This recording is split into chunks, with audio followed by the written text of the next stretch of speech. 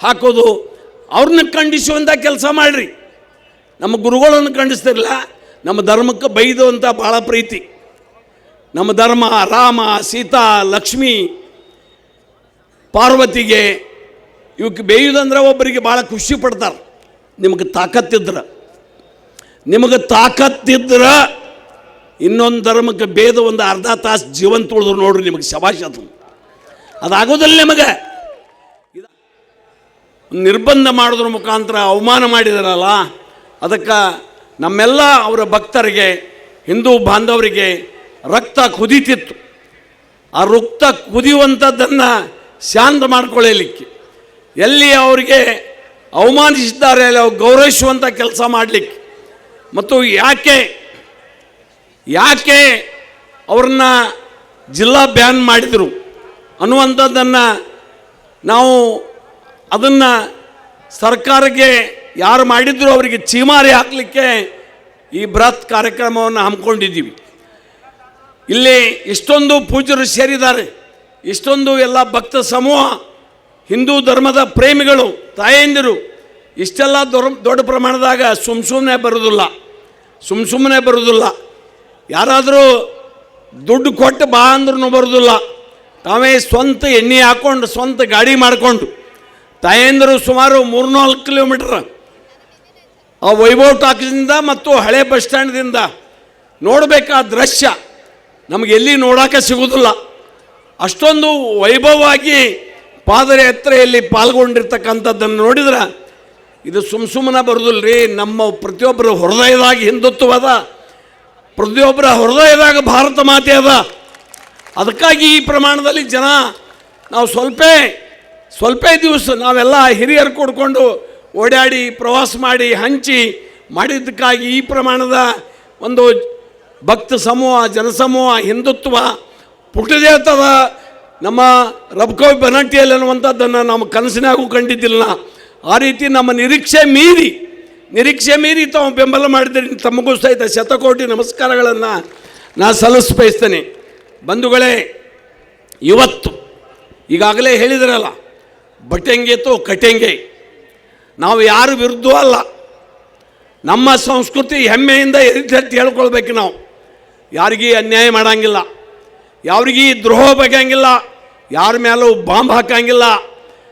ಆ ರೀತಿ ಸಂಸ್ಕೃತಿ ಪಡೆದಿರ್ತಕ್ಕಂಥ, ಅಲ್ಲಿ ಹುಟ್ಟಿರ್ತಕ್ಕಂಥ ನಾವು ಹೆಮ್ಮೆ ಪಡುವಂಥ ಸಂಗತಿ ಇದು.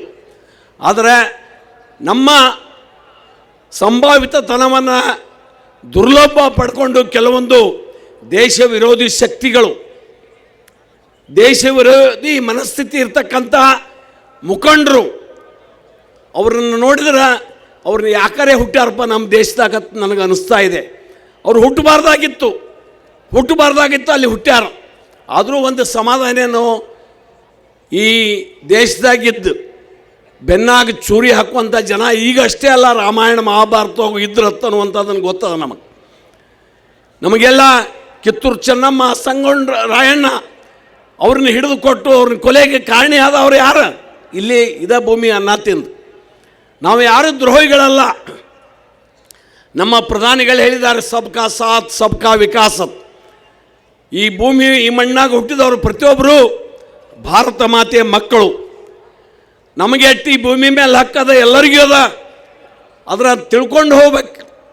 ಅದರ ಕೆಲವೊಂದು ಅಧಿಕಾರ ದುರಾಸೆಗಾಗಿ ನಮ್ಮನ್ನು ಛಿದ್ರ ಮಾಡಿ ಆಳ್ತಾರಲ್ಲ, ನಮ್ಮನ್ನು ಒಡೆದು ಆಳ್ತಾರಲ್ಲ, ಅದರ ಬಗ್ಗೆ ನೋವು ನಮಗಿದೆ. ಇನ್ನೊಬ್ಬರು ತಿಳ್ಕೊಬೇಕು, ಇನ್ನೊಂದು ಧರ್ಮದವರು ತಿಳ್ಕೊಬೇಕು. ಒಂದು ತಂದೆಗೆ 2 ಮಕ್ಕಳಿದ್ರೆ ಒಬ್ಬರನ್ನ 5 ಸ್ಟಾರ್ ಹೋಟೆಲ್ದಾಗಿದ್ದು ಸಾಲಿ ಕಲಿಸೋದು ಇಂಗ್ಲೆಂಡ್ ಅಮೇರಿಕಾದಾಗ, ಇನ್ನೊಬ್ಬನ ಇಲ್ಲಿ ಖಾರ ರೊಟ್ಟಿ ಕೊಟ್ಟು ಹೊಲದಾಗ ದುಡಿಲಾಕ ಹಚ್ಚಿರ ಅವರಲ್ಲಿ ಭೇದ ಭಾವ ಬರ್ತದಿಲ್ಲ, ಸಹಜಕ್ಕೆ ಬರ್ತದ. ಆದರೆ ಈ ಸರ್ಕಾರ ಅಧಿಕಾರ ಏನು ಶಾಶ್ವತ ಸೂರ್ಯ ಚಂದ್ರರಿರುವಾಗಂತೆ ಈ ಅಧಿಕಾರ ಇರ್ತದೆ ಅಂತ ತಿಳ್ಕೊಂಡಾರ ಇವರು. ಇಲ್ಲ, ನಿಮಗೆ ಅಧಿಕಾರ ಇಲ್ಲ, ನಿಮ್ಮ ಆಯುಷ್ಯ 100 ವರ್ಷ ಒಳಗದ. ಈಗ ಅದರಾಗ ಈ ರಾಸಾಯನಿಕ ತಿಂದು 60-70 ವರ್ಷಕ್ಕೆ ಬಂದದ ಆಯುಷ್ಯ. ಎಷ್ಟು ದುರಾಶೆ ರೀ. ದೇಶ ಉಳಿದ್ರೆ ನಮ್ಮ ಧರ್ಮ ಉಳಿತದ, ದೇಶ ಉಳಿದ್ರೆ ನಿಮ್ಮ ಅಧಿಕಾರ ಉಳಿತದ. ಅದನ್ನು ಅರ್ಥ ಮಾಡ್ಕೊಳ್ಬೇಕು. ಅರ್ಥ ಮಾಡ್ಕೊಳ್ಳಿ ಹೇಳುವ ಸಲುವಾಗಿ ನಾವು ಸಂಘಟನೆಯನ್ನು ಮಾಡುವಂಥ ಕೆಲಸ ನಾವು ಮಾಡ್ತೀವಿ.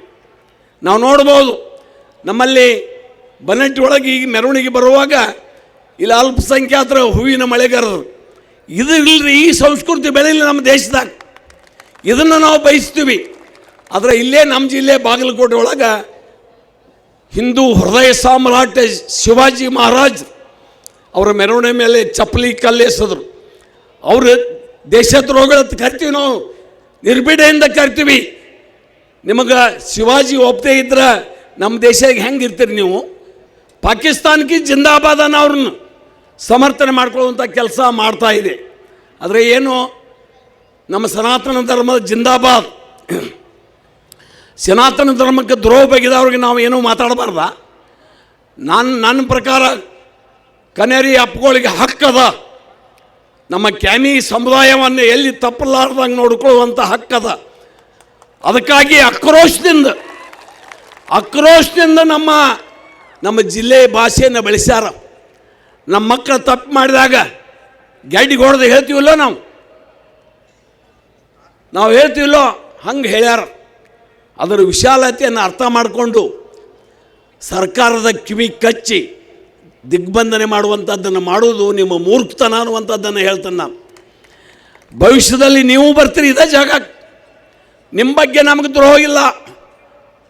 ಕ್ಯಾಮಿ ಬಗ್ಗೆ, ಪೂಜ್ಯರ ಬಗ್ಗೆ, ಮಠಗಳ ಬಗ್ಗೆ ನಮಗೆ ಅಪಾರ ಗೌರವ ಇದೆ, ಅಪಾರ ಭಕ್ತಿ ಇದೆ.